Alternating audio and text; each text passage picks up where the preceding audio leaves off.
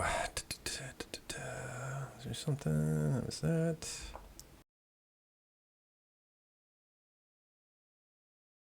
Welcome to the Autoshift, where we talk about things as they shift in the marketplace.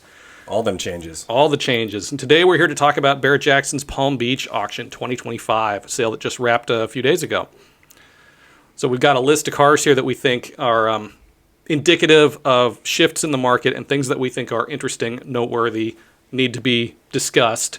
And so we're going to roll through and take a look at some of these cars. Which one of you guys wants to go first? Well, real quick, let's big picture view of the Barrett-Jackson sale. Right. So sort of apples to apples, year-to-year comparison. So this year, 622 lots crossed, and they sold for, was it $39.7 million? 39.3. 39.3, I'm sorry.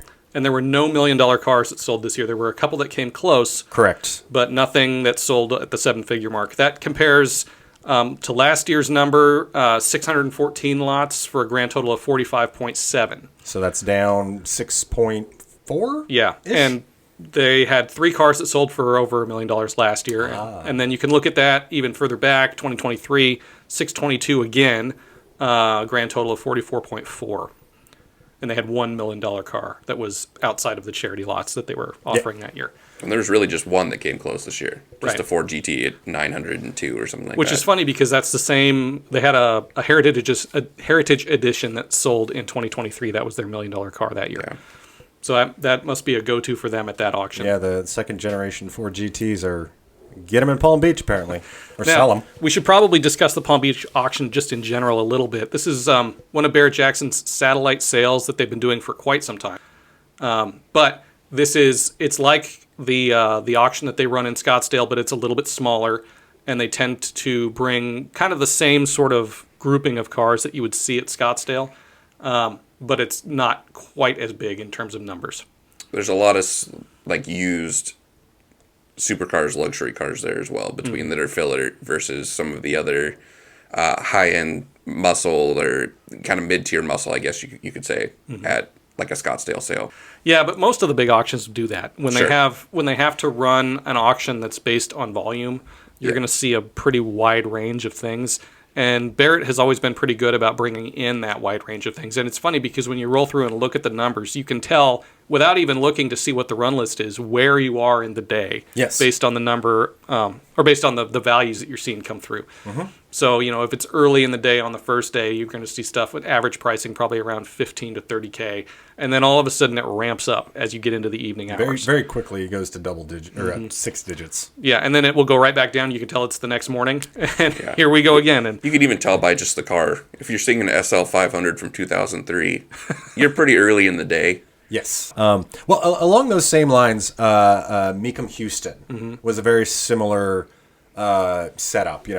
Early in the morning or early in the auction day. That's when you can find your deals. Right. It was really interesting watching that sale because they would do a $70,000 truck and then a $15,000 late aughts Mercedes SUV.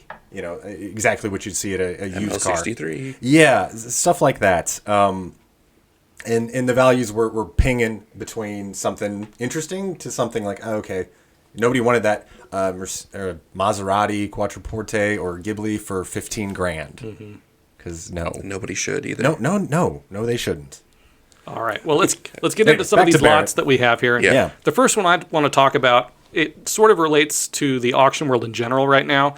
We've been hearing an awful lot of people talking about the numbers are down, the numbers are up, everything's fine, everything's falling apart. Pick your person, or pick the point you want made, and somebody is out there saying what's going on with it. It's really confusing. Yeah, I was reading Brian Raybold's newsletter from Haggerty the other day, and he was pointing this same thing out, that you're seeing a lot of different people saying a lot of different things, and it really kind of comes down to which section of the market they're looking at. Correct. But in this case, for this car, this is lot 96 that was sold here at Barrett-Jackson Palm Beach, 1996 Chevrolet Corvette Grand Sport Coupe. I love these cars because they're all basically the same. You've got Admiral blue paint, the definitive white stripe down the nose, and really I think the only options on these were whether or not they got a red interior or a black interior. Well, I didn't even know there was another option other than red. I've only seen the red. This one that I'm looking at here that sold $38,000, I believe. Yeah. Those have always been the one to have, in my opinion, as far as a C4, other than the ZR1, which obviously is a special car. But if you're looking for icon, and especially for the money, I mean, that $40,000 is not out of the ordinary for a nice Grand Sport, So unused Grand Sport. That's what I find interesting about it. So it was $38,500, and the average price right now for these cars is $38,000. So this was smack on the market. Right on there. And it was a great car. It was 33,000 original miles, and like I said, it was black interior. You know, all of these cars have the 330 horse LT4 engine, which is not quite as powerful as the ZR1s that were built in the same era. Right. But they're a heck of a lot simpler to work on. Well, the huge difference between LT4 and LT5. Overhead cam. Oh my yeah. God. Well, and from what I understand, the parts for the LT5s are getting harder to find. I know that is a solvable problem, but if you've got, a C4 Corvette and you want to actually use it, are you going to drive an LT5 all the way across the country and feel comfortable with that, considering it's however many years old now and it's probably been sitting for a while? Fair point. I remember talking with a guy, it was 10 years ago, 2015, about his LT5, and the part scarcity has long been a concern. I mean, the dealership stopped holding parts. I mean, even decades before that point when we were talking. Right. So, I mean, that's your primary concern with the ZR1s, but, you like them, they're fantastic. Oh my God, that engine is just heaven. They sound great. Oh. Anyway, my point with this is that if this is indicative of the market in general, here we have a car that sold right where we expected that it would. And it, it's a great car, great example, and it shows something about the market, that things are, at least in this section, despite all of the noise and everything that's happening outside, things are still okay. I think the other thing to go to with Barrett-Jackson, still very strong. We talk about it a lot. Trucks, I know you guys have opinions there. I know you guys saw a lot at this one because there was a ton of trucks for sale in Palm Beach. Trucks, K5 Blazers, Broncos, all the SUV stuff that has been blowing up for so long now. What were some of your favorites? My favorite was Lot 689.1. This was a 69 C10 custom, sold for $181,500, which is, without question, that's big money for a C10. Very. The thing is, there is some nuance to this market because, as you mentioned, there were a bunch of these trucks there, and the pricing was all over the board. This one I liked particularly because I think it just had everything going for it. Modern LT4, 10-speed automatic, obviously high-end finishes. It was well done. A lot of ZL1 touches all the way through. And because of all that, I think it was on Ride-Tech suspension, basically it was ready to go. And basically everything had been touched already. There really wasn't much left to do with it other than take it out and drive it. I like that there's a lot of variety in this custom truck market right now. There's all these options right there in front of you at this single sale. And the one I liked better was actually was lot 658, 68 C10 custom, gray, had a very almost period correct looking interior, 6-liter LS, but it was a good $50,000 less. Yeah. So for me, I was like, I like the look of that one better, and it's $50,000 less. It's hard to quantify what it is that makes one $50,000 more than another, other than to say it's at Barrett-Jackson and it's a prime time, and it could come down to the truck being a specific color. I mean, but there is a formula that these things are following, and both of these trucks are right there with the formula. You've got either LS or LT power, overdrive transmissions, modern overdrive transmissions to match the engine, some kind of lowered suspension, big brakes, modern interior, all that kind of stuff kind of works together. And a good counterpoint to that was there was another C10, LS3 powered. I don't have the lot number off the top of my head, but it was much cheaper. And the reason I think it was cheaper was because it still ran a Turbo 400. Do you have it listed there? Yeah, it's lot 775.1, 1972 Chevrolet C10 custom pickup. And it's an odd little build. I mean, it's got giant 22-inch wheels, or 20-inch. But the LS3 is paired with the Turbo 400, three-speed automatic. It's not like it's a problem. It's just isn't what the market wants. But why? Yeah. Well, I mean, other than we had the parts, that's what we had, which is always a fair reason to do something. But when you look at the rest of the list here, Gibson headers, air ride suspension in the back, bunch of, I mean, the billet specialty wheels. So there are 22s in the front and 24s in the back. Interesting that they chose to put air ride only in the back. It's a little odd. The Lamborghini Pearl Orange, though, is I love that color on that truck. But there were some definite choices made here, and that Turbo 400 really stands out as like why. That's the why first thing was I that saw. one? That and the air suspension in the back only. What did that one sell for, Chad? That one sold for 70. I'm sorry. Well, it was 70 something before the juice, but with premium, $82,500. That's still good big, money. Big money for something like that. That was the sweet spot, I think, at this sale for C10s Right. and trucks in general. That there was a lot in that realm. Now, But this sort of customization is, I think, going to be a little polarizing. The thing I find so fascinating is that fundamentally that truck is not different from this one that did $181,000. Yeah. It was all in the choices made and the finishes chosen. Yes. These trucks are not, there's nothing about them underneath that's fundamentally different between the two of them other than year, and maybe some options. But the thing is, the options themselves, they've all been taken off. Yep. Nothing factory about either one of these other than the body. So I lean on you guys for this one because this is not a language I'm fluent in with these trucks. That's not my specialty. But I had that same question. I'm like, why is this one different than that one? Why is this one $150,000 more than this one that is very similar looking to my novice? well, without having been there to see it in person, Fair enough. It obviously, I mean, it could be quality. something as simple as paint and body Sure. and fit and finish, but And who's there at what time of day? that's the other thing. It's the color of the truck. It's who's there. It's who's around them at the time Oh, and yeah. what's going on in the room. There's a lot to be said for all of that. But what this should illustrate to everybody is that there is a formula, and the formula is still working. Mm-hmm. LS power, modern transmission, modern suspension. You're off to the races. And really, at that point, it comes down to fit and finish. Is how expensive you want to get. I think it's worth talking about quickly that kind of Barrett-Jackson golden hour late on a Saturday or primetime Saturday where it didn't seem to really scrolling through results. It didn't really seem to matter what was rolling across the block. It was probably going to come in six figures plus. Yeah. It Yeah, didn't they had a bid trucks, for that. cars, Euro, American. It didn't really matter. I found that kind of funny and interesting at the same time. Well, I mean, with the ordering of the run list, you put certain ones in certain places For sure. And then maybe you sneak a couple in, just to see what these ones happen to do. I mean, you're probably part of collections, but yeah, no. Sometimes there's some real goofy numbers that happen in those hours. I find that to be one of the most fascinating parts of the auction process in general, especially when a new auction pops up or, yeah. or an established house comes into a new space, because they will bring it's almost like a run list that you can predict, because they're trying to see which make or model is going to do well. And so they'll have a Porsche and a Ferrari and an old English car and a muscle car and a truck. And they put them all back to back, and they're just looking to see what's going to happen. Yeah, and then the next time they come through, you see the evolution of that. Right. Yeah. Like, oh well, the Euros did really well here. Let's focus on something like that, maybe a little newer too. I think that's how Amelia Island became such a haven for Porsches. Yeah. No, I agree. Speaking of trucks, loads of them there. Not all American. There was a 1992 Toyota Land Cruiser pickup. I saw that. Yeah, the HZJ75. It was lot 132, so pretty early in the sale. But this thing got $33,000. Where did that one come from originally? You know it didn't come from here.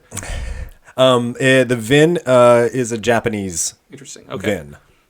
Yeah, there's a huge market for that stuff. Not just, I mean, it crosses over, right? Because you've got the off-road guys, the overlanding guys, and then you got the JDM guys. And this is kind of, it hits all of those points for those people.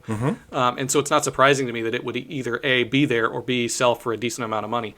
I do think that, I think that was actually a little bit light for something like that, honestly. I thought more too, honestly. No, that's actually what I wanted to point out is while 33 does seem kind of something for a 92 Toyota,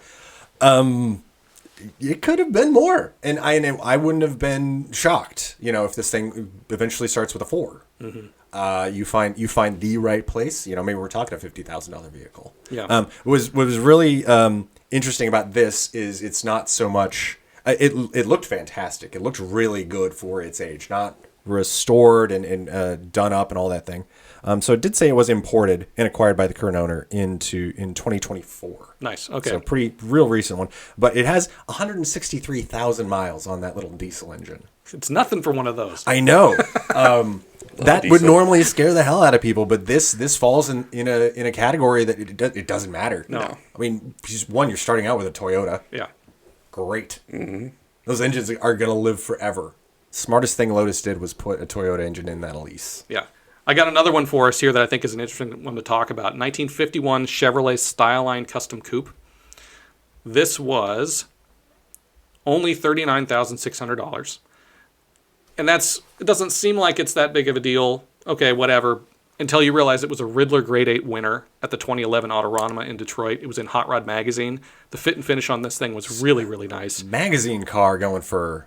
Not even just a magazine car, but a Riddler contender. Award. Yeah, wow. So, okay. I mean, the car is brown. It's maybe not the best body style in terms of hot rods.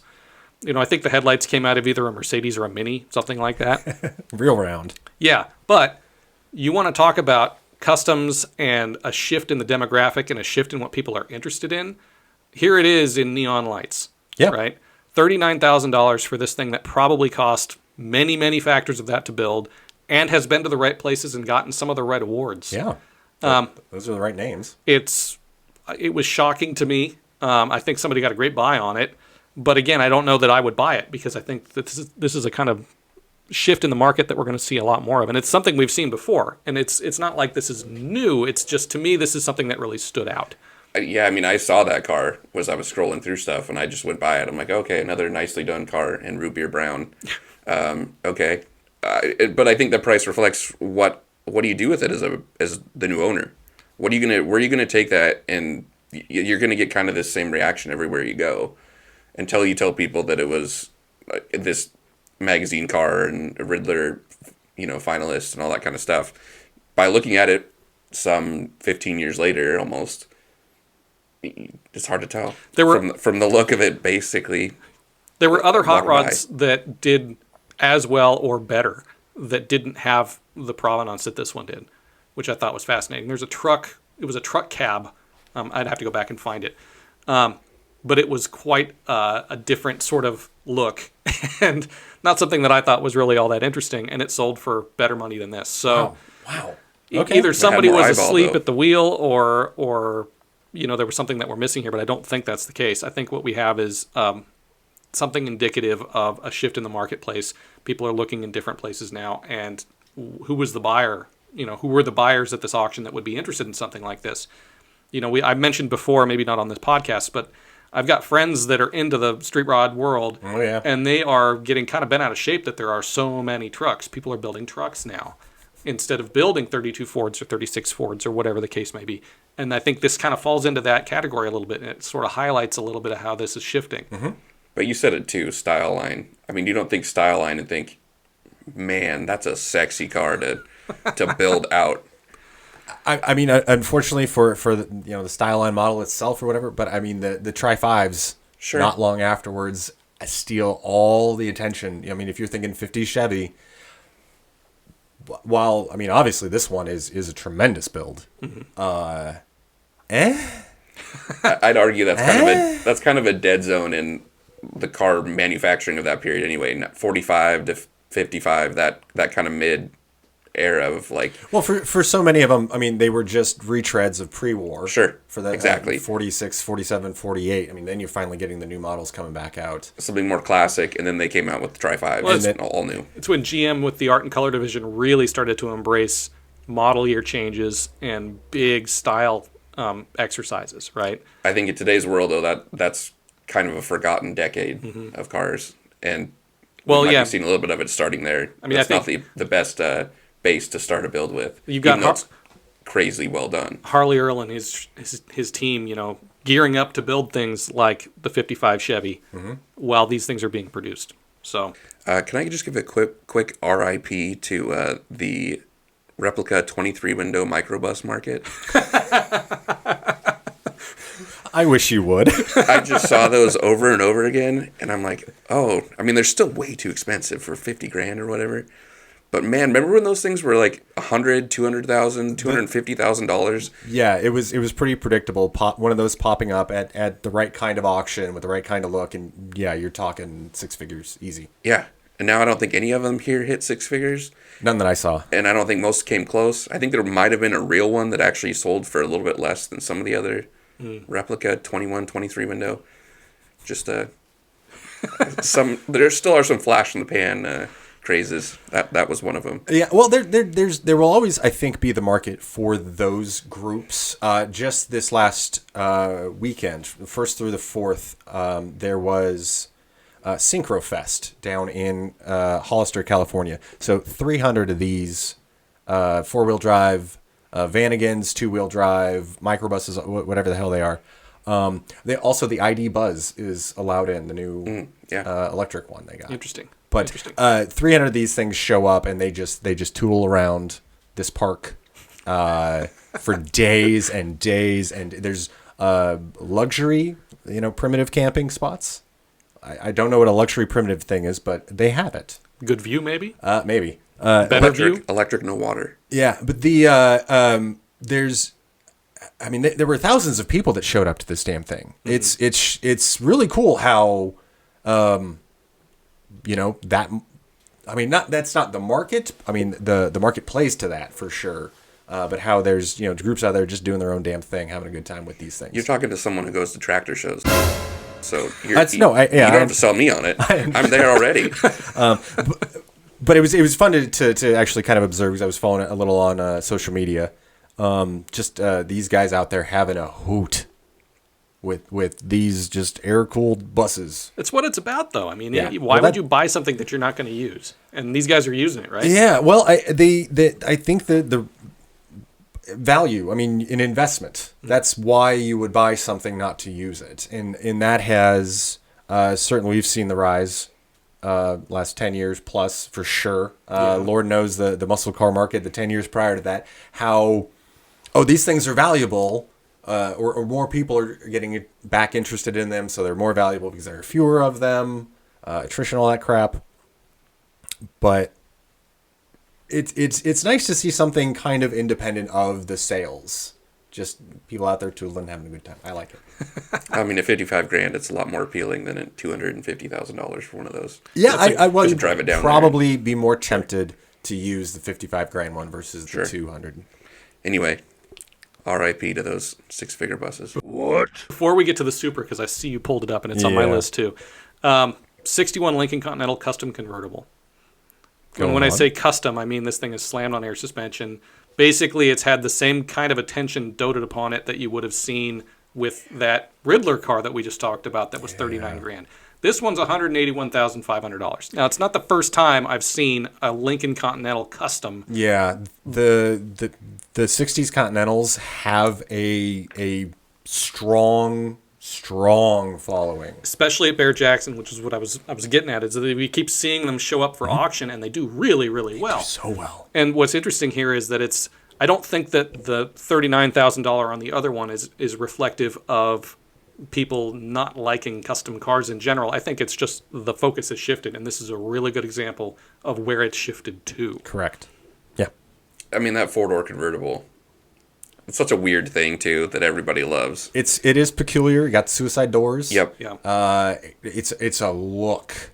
Mm-hmm. And no other car does it. No other car looks like that slab side Lincoln Continental. I mean, pick your... you can go back a few decades, pick your pop culture thing, it's a gangster's car. It's, badass guy has got that car. We ignore the limousine part of it, though. These cars are known for being really expensive to restore because there's just a lot of components in there. There's so many. A lot of wiring, a lot of issues. This one had a 5-liter Coyote, 6-speed automatic, Dakota digital gauges, AC, modern stereo. I mean, all the stuff that you would want to do to one of these was done, which I think is where the money came from. It probably cost the guy a lot more to build it than he sold it for. Nonetheless, I do think that this is the kind of thing we're going to see more of in the future, and we're going to see less of stuff like that Riddler style line. Yeah, even with all the accolades, just this other one's more interesting. Yeah, all the style in the world on that convertible, for sure. All right, let's talk about that Supra because it's on my list too. Okay, the Lot 683, 1998 Toyota Supra Custom Targa sold for $110,000, which isn't insane money anymore. We see Supras six figures going all the time. One for 129 grand. I saw another one for 145 grand. A number of other ones, hanging 95-ish, $100,000. So bang on, right in the market. Mm-hmm. But what was really weird about this one is usually the ones we're seeing go for big money are stock JDM. Yeah. Like they rolled out of the factory or they did their day two, little modifications. Mm-hmm. This one's got a whole extra turbocharger on it. A different turbo. I think it's a single 76 millimeter precision turbo is what they said it was. Yes. It only has 19,000 original miles on it, but this thing was built to take 40 pounds of boost. So we're talking like over 1,000 horsepower, probably. It said here at 18, it was building 700, 620 at the wheel. And then if you crank it up to 32 and run some C16, it runs, over 1,000 at the crank and 933 at the wheels. Woo. So that's what the Supras of the era were known for. That the straight six that they put in these things, the 2JZ, was designed to take a hell of a lot more punishment than the factory levels could actually give it. And that was part of the reason why these cars gained the notoriety that they did, because they could take this kind of abuse and just survive it, right? I can remember back in the day drag racing against these guys, and they could never grab the ground. They would make so much power, would just blow the tires off, and the six-speed guys couldn't shift them fast enough. Most of the guys that actually made these things run fast were running Turbo 400 automatics in them, which is back to the Turbo 400 again, simply because it was three-speed, pretty much indestructible. But this one is interesting because it achieved a verified 213 mile an hour in the standing mile 3 different times. So this is not your typical JDM collector car. Mm-mm. This is much more reflective of people collecting cars from their youth. Yeah, no, this was the straight up tuner stuff that you would do to this. As right. I mean, when it was, it's 2003. Oh, I like that Fast and Furious movie. I got one of these things. Now I'm doing my own damn thing. Absolutely. This is a real life version of the cars that you would see in the movies back in the day. It's also kept fairly stock on the outside, if I remember right. It's all other than some wheels. Yeah, other than some wheels, which I think was another very appealing factor of these cars. You're cruising down the road, somebody thinks they're really cool by their flashy whatever it may be, and then you just pull away. Yeah, you just pull away all day long. In this case, blow the tires off of it, because that's what's going to happen as soon as you lay on the throttle. Yeah. So the back end goes around a couple times, and then you steer it out. And if you get it back, you can still win. Yeah. But I thought that price was very interesting, because it's not top end, it's not cheap, but if you were going to buy one of these and make those modifications, you're going to be spending a lot more than that. Yeah, to me this is a reflection of the rise of the tuner car culture in the collector world. It's not about a Supra, like you said, being box stock, dealership, showroom pretty. Yeah. No, this is about the car as it would have been built by somebody who wanted to go fast back in 2000 or 2001. Well, and they still want to use it. Yeah, and I think that there is a market for that. I think it's coming. I think that all of that stuff is about to blow up. I mean, we saw one on Bring a Trailer, I think it was, last week. It was a Integra Type R that had all of the period modifications that you would want to make to one of those. I mean, special exhaust, special intake manifold, special valve cover, right? It was all proper era-correct stuff. And the thing was bid to what, 109? So the 10,000 mile 2000 Acura Integra Type R billed to $102,989 right. on April 28th. It's the same thing, right? This car, it's low mileage. It has all the right modifications for the era, but it's not box stock. It's not the kind of car that a collector that wants to collect the original, untouched, still in the wrapper car is going to buy. This is a different buyer, and it's a different seller, and it's a different experience. Yeah. What was peculiar about this one, other than it was in Iowa, sitting in Des Moines, Iowa. Why not? Only six bidders. Interesting. Six bids drove it all the way up to that price. you pick your Porsche on Bring a Trailer, and you got 40 bids, 20 plus bids almost on everything. So that says that, okay, we got a smaller group of people looking at these, but they're obviously not afraid to spend any amount of money. Right. They know what they're looking at too. Yeah. And they want it. Yeah. And they know how hard it would be to replicate that. And I don't, maybe not necessarily the case with this Supra, but with that Integra, that would be a very hard car to replicate in the way that it is, or at least as it was presented there. But that's beside the point. It just highlights, I think, a movement in the market that we're going to see more of, and Barrett-Jackson had a great example of it here with this Supra. So there was a 93 Ford Mustang SVT Cobra. The Cobra, it's the only year of the Fox body Cobra. This one only had 267 miles on it. It was being offered as lot 665.2, sold for $74,800. I think that was cheap for what that car represents. What was that number one more time? It was $74,800. Yes. These cars are special in a number of ways. Your Mustang guys, the 5.0 guys, love this kind of stuff. And 5.0s have been hot for a long time now. Now, I don't want to say that $74,800 isn't a big chunk of change, because it is. But for a car with basically no miles on it, I thought that was light. And compared to what I'm thinking back to our American Car Collector days, I think we covered one of them at least. We did, for a yeah. while. But it was over $100,000, well over, I believe.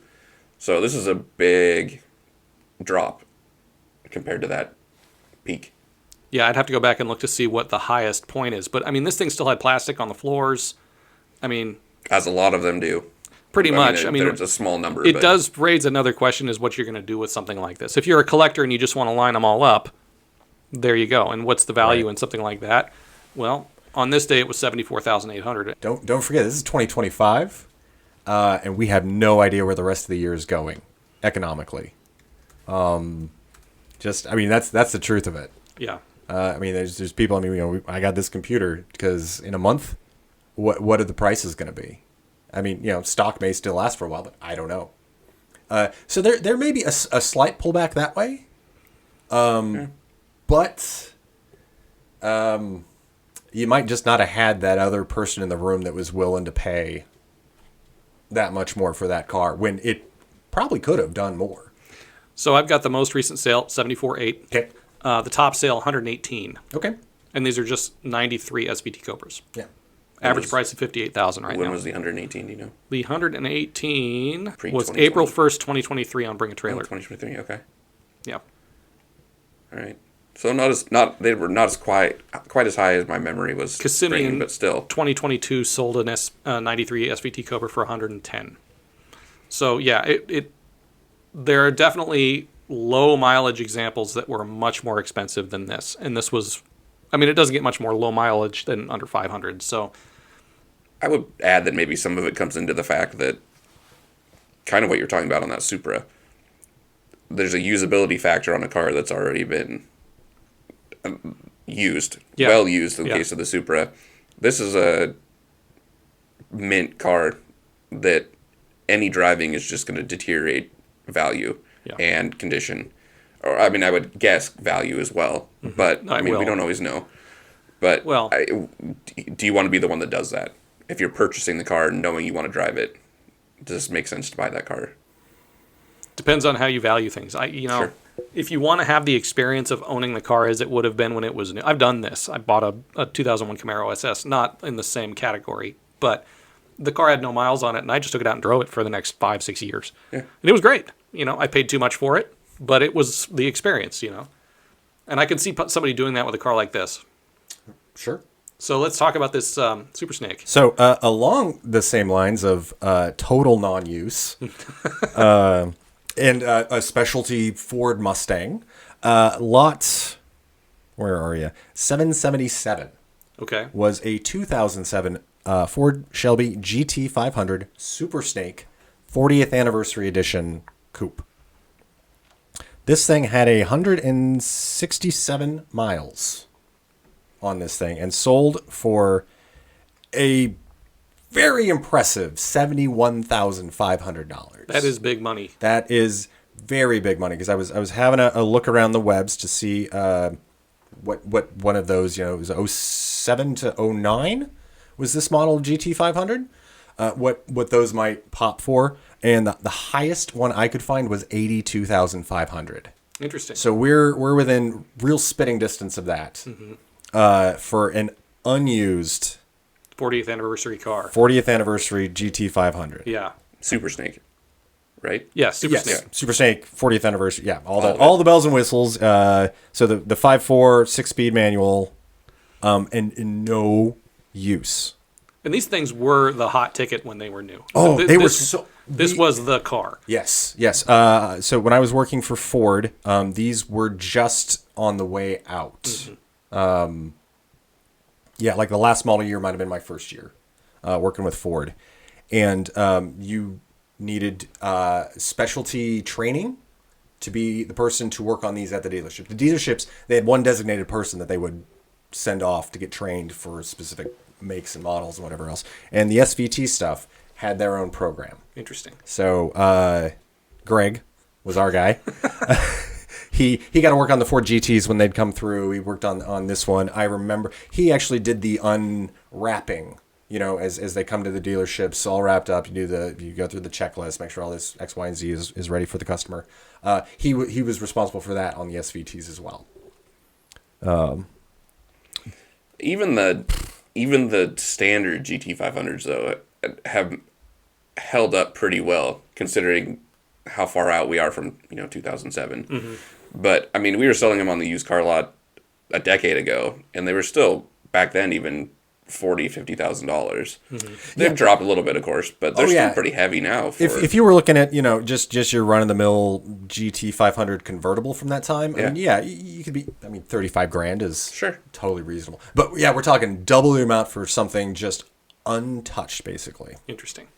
Well, I mean, it's not unheard of. No, and I mean, there's reasons for all of it. I mean, 725 horsepower is Especially in 07. Yeah. I mean, that was, it didn't get better than that. It almost didn't. No. Well, I mean, it's better now, but you know what I mean. Well, in the year, at the time, the Super, and Barrett-Jackson sold a number of these things, on the MSO at the time, and did really well with them back then. But that was because it was the hot ticket. Everybody wanted one. I mean, I was there in Scottsdale in 07. And I watched a number of these things go through. Right. And do you remember the, speaking of Mustangs around the same time, the love, as brief as it was, for the GTHs? Yeah. The Hertz version of these? And then it was like, oh, this is just a badge. God, I remember. Okay. The GTCS. A funny thing about special. About the Hertz editions. Back when Cruise International was still auctioning cars, they got the contract, I think, from Hertz to sell all of them at auction. Wow. And Cruise had auctions everywhere, right? They were kind of the big name all across the Midwest. Oh, and every single auction that they did, they had like 25 of these things that came through. And you could pick your condition, and it happened for the better part of a year. Every time they would have an auction, which was like every month, there'd be 25 of these things, straight from the rental fleet. And they were just... I even thought about buying one. I was like, they're cheap enough. You might as well, right? Yeah, the only reason I knew the GTCS because it said it right there on that stripe. So that's how I knew I was going to the right car. I was happy to see some love for International out there. They're bringing some good stuff for kind of in the same value as the K5s and then Broncos. We should talk about that. Yeah, there was a 79 International Harvester Scout 2. This was lot 771. Did $77,000. And it was basically a stock resto. I mean, it was a little bit lifted and it had some mud tires on it and that kind of stuff. But generally speaking, this thing was as it would have been delivered from International back when it was new. And the number that it brought was, like you said, it was kind of in line with what we've been seeing on Broncos and Blazers, done kind of to the same level. And, I haven't seen an International do a number like this quite yet. Yeah. So this was a new development in a market that has been emerging and has emerged, but is starting to go in opposite directions and new directions. And in this case, I think the fact that the Scout is coming back as an EV based on the Rivian chassis. With a lot of the old, that kind of classic styling as well. Yeah. So they look good. You have to ask yourself, is somebody that is looking to buy one of those and maybe is on the wait list, wanted to hurry up and get something to match it to park next to it? We've seen that with so many of the new classics, right? People want to have the new one and then the old one to park next to it. No, there's a tide lifting all the boats in those little harbors. Yeah. the contrarian in me definitely likes seeing something different bring some money, though. Yeah. Well, and the fact that it is as it would have been, I think, Yeah. it's one thing to sit here and talk about customs that have LS power and all of that, but to have, a stock resto, I think is pretty special, especially for something like this, and for it to bring that kind of money tells us something about the market. So the results out of Barrett-Jackson this year I thought were really interesting, just because I think they really did show us that the market is moving in a variety of different directions, and it really just depends on which direction you're looking as to whether or not the sky is falling. Agreed. Yeah. Because we were just bringing up, some individual lots here and there, and we could bring up other ones that would point a completely different direction. Mm-hmm. So you got to take it all in totality. Yeah. Unless you are looking for that one specific thing. Like if you were looking for a modified Supra, you're gonna be looking pretty hard. Probably before the sale at that one. But all the other places you're gonna try and find one. You're gonna be looking for a very specific thing. If I was going to take anything away from the numbers here compared to what we're seeing, outside the classic car world right now in terms of the economy and what people are worried about, it's that the market is reacting kind of the way that we expected that it might. People are being a little bit more careful with what they're spending, but they aren't completely stopping what they're doing. No. They're still going after the stuff that they want. The market is doing okay, and I think that we're going to continue to see that. For me, I've been kind of saying it probably for in linkage, the better part of a year, maybe a little more even.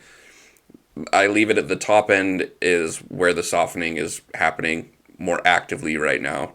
Your bread and butter, everyday cars, like we see the majority of at Barrett-Jackson, are still doing really pretty well.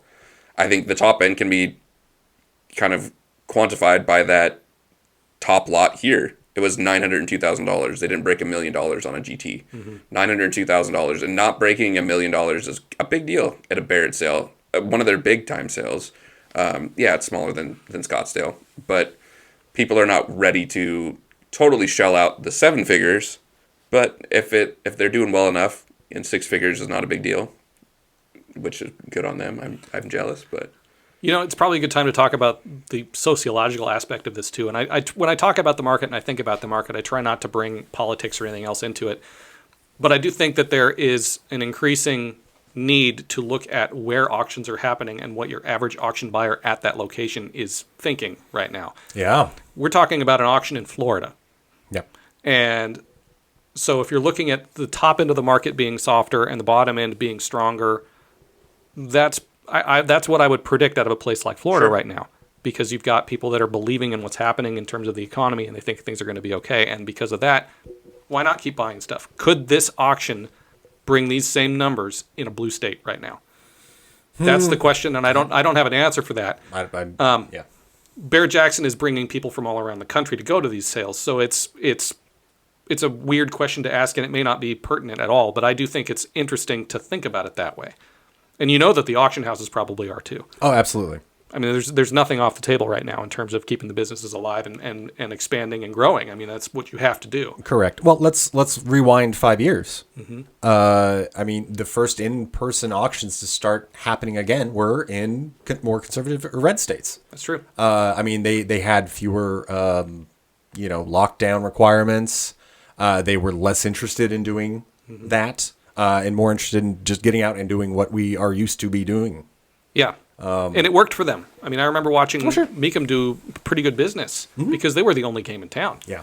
They were moving. Meekum and Barrett-Jackson were really the only two that were actively. I mean, there were a lot of online sales. Many people switched more to that as a method, but those would be your boutique auctions anyway, not trying to move 3,000 cars in 7 days. But in some ways, Barrett and Meekum are special in that realm anyway. There are no other auction companies that really come to mind that sell that mass amount of quantities of car on a regular basis. Leaders. Yeah, and it's this kind of volume of pickups and used cars and trucks. It's not all about those 30 lots that are $1 million plus. Mm-hmm. So, I mean, I think that's always going to be an easier thing to hit anyway, which is why they do so well. Yeah. No, you're right about that. I think, the people the groups of people who are more in alignment with how the current president is wanting to play the economy are going to be more active with the market right now. One caveat I'd add to that would be those who think they see where the economy could go in a negative sense, as opposed to those who see it in a positive sense, where this should be going. They may be really interested in those seeing where this may go negatively, may be interested in kind of grabbing what they can sooner rather than later. And then, okay, I got what I want. And then, I mean, the second half of this year could be really interesting. I think, the key to all of this is going to be in Monterey this year, because we're going to see. That's going to tell us so much Well, on how people have been feeling and where they think things are going. And it's not just about the cars that sell; it's about what gets consigned. Yes. How it's handled by the auction houses. How many cars are there in general? Yeah, I was going to say, how many cars are they able to consign? It's going to be really interesting, and I can't wait to see how it all shakes out. I think what we're going to see is a more challenging market to bring stuff in to really fill out the catalogs in an effective way. And the reason I say that is because I watched it happen when the housing market crashed. Yeah. I was at Sports Car Market when things went sideways, and that first Monterey, it wasn't that they couldn't bring in cars. It was that the quality of what came in, and when I say quality, I mean rarity, I mean provenance, that shifted because people were much more keen to hold on to the stuff that they had. And I think it was a harder pull for the auction houses to bring in really top-level, interesting consignments. We saw that shift, say into the 2012 through 2017, 2018 era. Every time we went to Monterey, it was something better. Oh, yeah. I mean, it culminated in 250 GTOs and the first Shelby Cobra and all these things that was such a cool car. Yeah, it was. You wouldn't have seen that stuff come to auction in the middle of the market crash. And I think we're going to see that as an indicator of where things are in the market moving forward, because it's happened before. So the confidence in the market, you think, is going to be indicated by what is there? Yeah, the level of consignments. Absolutely. Why are we going to sell this year if we don't think we can bring top dollar? Let's just hold on. Absolutely. Nobody wants to sell at the bottom of the market. And so they're just going to, if they can, they're just going to hang on. And if that's what we see, if we see, auction lots filled up with a whole lot of Porsche 911s and nothing that's, a true blue chip one-off, Pebble Beach level kind of car, or just fewer of them, or say the ones that show up, say it's an Alpha 8C, but it's a rebody, right? Yeah. Or something like that, or it's, it's a GT40, but it got wadded up and burnt at one point in its past versus one that has never been messed with. Well, there's going to be a few of those that are coming back from Crumple, the Goodwood members meeting. Uh-huh. Yeah, there's a couple that were on the racetrack and they crashed. As long as they have the chassis number, they'll be fine. Yeah, well, that's true and fair. But here were a couple 250 GTs just go around, just bang. Yeah, it was. I watching the video. It was delightful and sad. Than that, they're supporting the industry, the panel beaters, the painter guys, all the interior people, the engine builders. Now they got some work to do. That's why places like McPherson are around to teach that next generation how to fix old GT40s. These cars are not ever going to go anywhere. They're always going to be around, and it's just a matter of how many times are they going to have to be rebuilt. So, in a nutshell, how do you guys feel about the Barrett-Jackson auction in Palm Beach compared to previous years? What do you think it tells us about the market? I think it shows there is some trepidation. I think it shows that there is some unsureness by buyers and sellers. I think the buyers are looking for deals. Mm-hmm. I think they may be a little ahead of where the sellers are in terms of that. Like, if we got to let it go, we let it go. Barrett-Jackson, obviously, with the almost completely no reserve format, you're getting a real indicator of the market in that moment without reserves coming in and kind of making the numbers a little goofier. Yeah, changing things around a little bit. No, this is what people are willing to pay and regardless of what the seller is really willing to accept. Very true. So I mean, but that's the market. That's the true and proper market, not ones that are held up by sticks and the manipulated stuff that is the American market. I'm sorry, the stock market's just got me so angry lately. You and everybody else. Well, if we just listen to the president's little tweets. I'm not touching that one. That's fair. Back away. He told us. Back away. He told us when to buy. Yes, he did. Just saying. Anywho, I think Chad was bang on with that review of Barrett-Jackson. No, I think the vast majority of people are, at the very least, curious to know where the hell this economy is going to end up in a few months. Because currently in the transition stage, as we're being told. Mm-hmm. So hold on tight still. Yeah, I think but like you said, there's trepidation, but there's not all out bailing. No, we're down $6 million over last year, 45 to 39. It's not the best drop you want to see as principal of the business. It's not a 30% drop. It's not worse. We have definitely seen a lot worse year to year numbers. And they still had everything. Look at it this way. Last year they sold $3 million lots. Yes, $1 million lots, yeah. $3 million lots this year, we'd be a hell of a lot closer to the same number. Exactly. Yeah. So it really just comes down to things like that. Top of the market again. I mean, we talk about that on boutique auctions too. You know, if RM had sold those extra $6 million cars, they'd be right where they were last year, maybe. Yeah. You know, I mean, that kind of stuff, those high dollar cars can make a big difference. We have to keep in mind the historical perspective here, and that's really important, I think.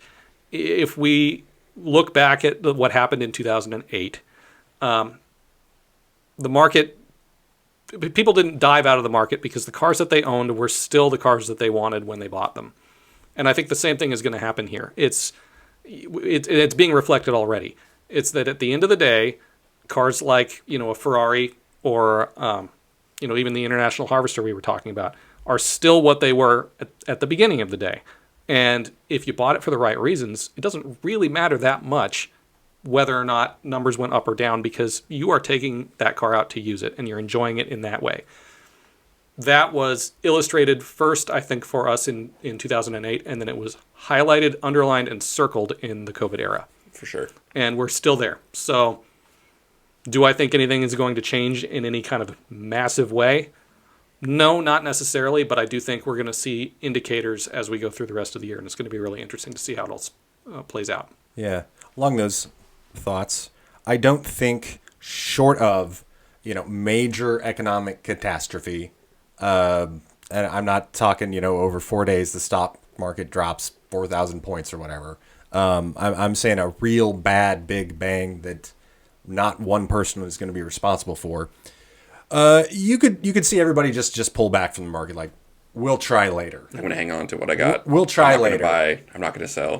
Why am I going to, offload this thing for half price or at a bigger discount? Yeah.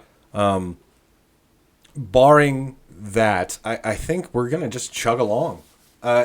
We will be monitoring the shifts. Yeah. We will be observing where the changes are happening. Why, former high-end hot rods, the street rods are pulling in pretty mediocre money, whereas, oh boy, people that want to play Entourage, in their modern custom car, are spending big money. Big money. Yeah, that's what we do here at the Autoshift, and we'll be doing it throughout the rest of the year. Yeah. Something else to add to all of this too. I've been trying to sell some parts on Facebook Marketplace. And it has been crickets. And I've talked to some other friends. I was working on a friend's 4Runner over the weekend, and he was trying to sell an ARB off-road refrigerator for the back of the 4Runner that he won at some event that actually I was there when he won it. But it's been crickets for him too, which I think is really interesting because you've got auctions like what we see here that are doing fairly well.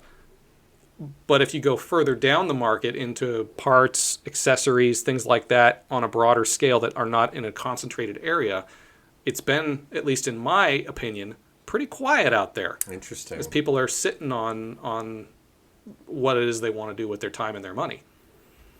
Will that continue? Will that translate up into the market? It hasn't yet, so we'll see. I wonder if something like that ARB refrigerator, will that be more expensive in 3 months? I guarantee you it will be. Yeah. Yeah. So why sell it now? I mean, from that perspective, if you're looking for a little bit extra and you don't need to sell it at the moment. Yeah, maybe that's a good point. I hadn't thought about that. That's for newer stuff, though. I mean, Yeah. Well, just riffing here, not necessarily. No, riff away. You had turned us on to the Daily Room. Yes. That's a daily newsletter from New York that keeps track of online sales. And according to their numbers, March of this year had $170 million of online sales that they were tracking, and April was $180 million. So holding pretty steady in that respect across the newer online stages. It's really interesting. He's stepping away from the land auctions, which has definitely been our bread and butter for a long time. Right. But checking out how the online auctions have been changing. Bring a Trailer took online car auctions to a level that they'd never been to before. It was the vetting process and systems and just general group of people in the comments. It's great.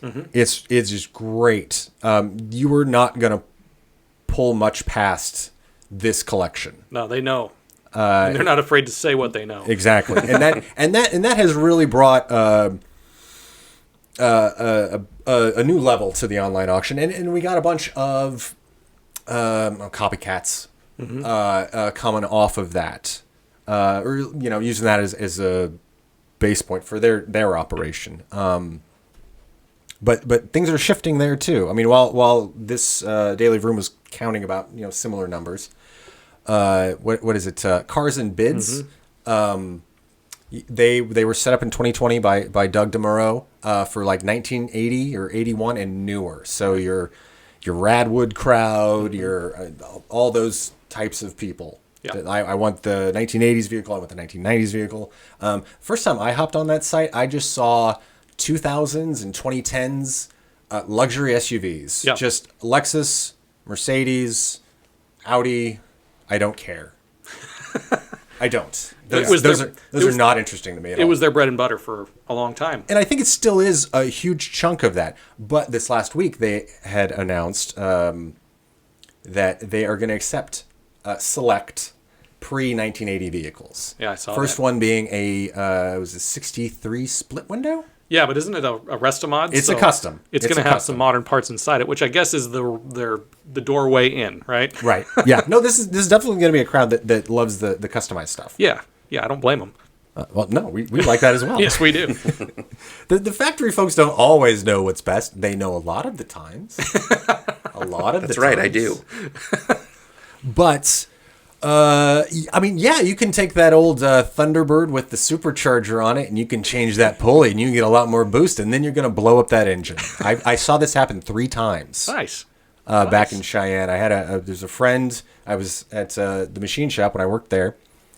He had rented out space to a mechanic next door, and he was a Ford guy. Okay.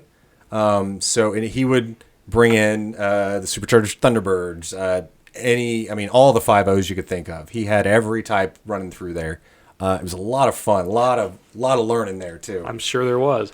But I saw a number come in, I'm going to make more boost. And you're going to blow up your engine. Not a good idea. It's the opposite of the 2JZ engine. Right. Or pick your LS engine now. Yeah, that's a good point. It was the opposite. They had engineered it just to the peak, and then anything more than that, you're out of it.